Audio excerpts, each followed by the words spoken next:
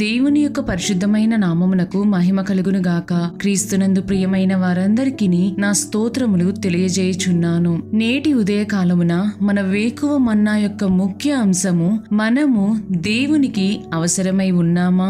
దీని ధ్యానార్థమై మనము పరిశుద్ధ గ్రంథమునందలి ఎస్తేరు పుస్తకము 7వ అధ్యాయము 3-4 వచనములను గమనించదము గాక. రాజా, నీ దృష్టికి నేను దయపొందిన దాననైన ఎడల రాజువైన తమకు సమ్మతి అయితే నా విజ్ఞాపనను బట్టి నా ప్రాణమును, నా మనవిని బట్టి నా జనులను నాకు అనుగ్రహించబడుదురుగాక.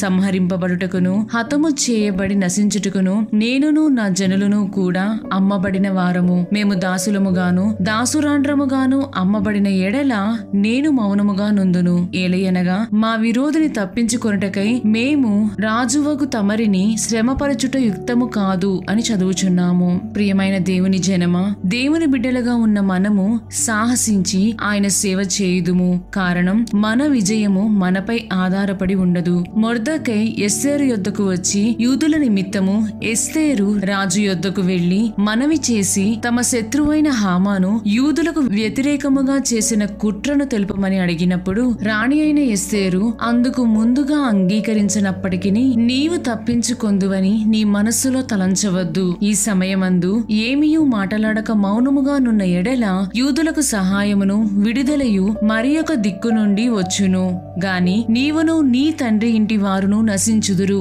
అని మొర్దెకై చెప్పిన తోడనే నేను నశించినా నశించెదను అని నిర్ణయించుకొని రాజు సముఖమునకు యూదుల నిమిత్తమై వెళ్ళెను. ఇక్కడ ఎస్తేరు దేవుని యొక్క జ్ఞానమును యుక్తిగా వాడెను. ఆవేశపడి తొందరపడి హామానే ఇది అంతయును చేసెనని సూటిగా రాజునకు చెప్పలేదు.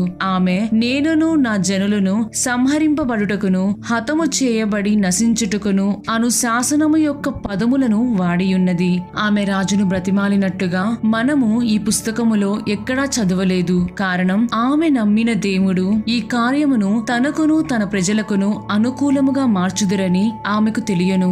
ఎస్తేరు రాజుతో ఈ విషయమై వాదించను లేదు. బదులుగా రాజు యొక్క స్వప్రయోజనాల బలముతో తన విజ్ఞప్తిని అనగా రాజు యొక్క అభిమాన రాణిని చంపడంపై చేసిన కుట్రను ఆమె రాజుకు తెలిపియున్నది.